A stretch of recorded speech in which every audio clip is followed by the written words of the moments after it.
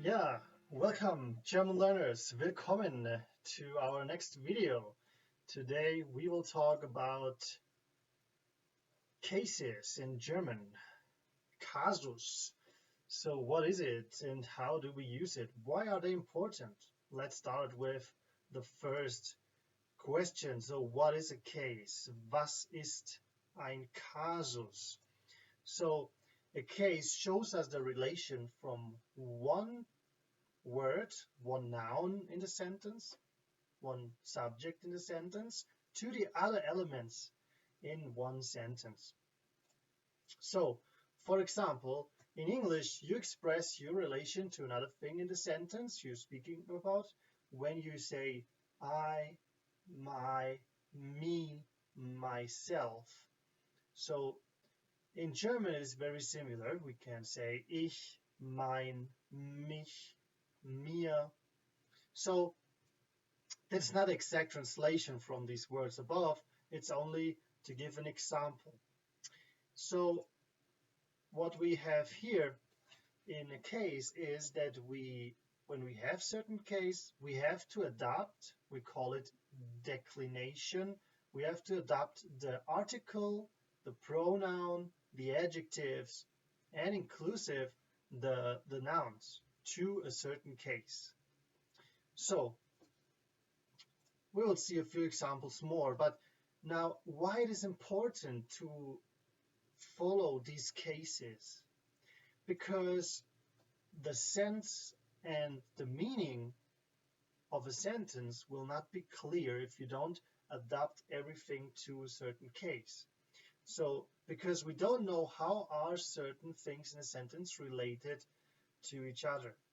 For example, here, der Mann fährt das Auto auf der Fuß.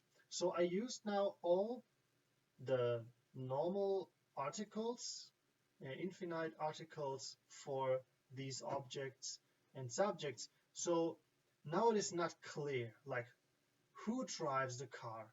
Fährt der Mann das Auto? Or is it that the car drives on the man's foot?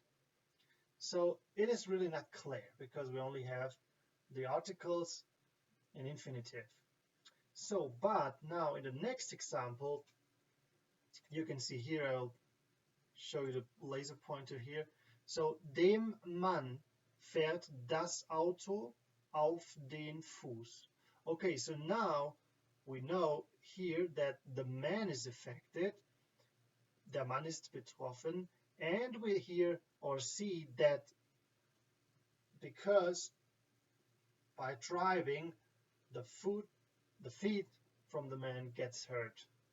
So this is what we can recognize only when we put all the words and use the right cases and adapt the articles to the actual case. Okay, so we see the importance of it. Actually, in German we have 4 cases, 4 Fälle, and we will see them right now. So the first one is nominative, the second one genitive, third one dative, and the fourth one accusative. So the nominative in German is the subject in a sentence who's taking action, like the main thing, the main person in a sentence, nominative. So genitive shows us that something belongs to something, somebody. Oh, it's an object, and we show that it's belonging to something, somebody. The dative is what we also call indirect object.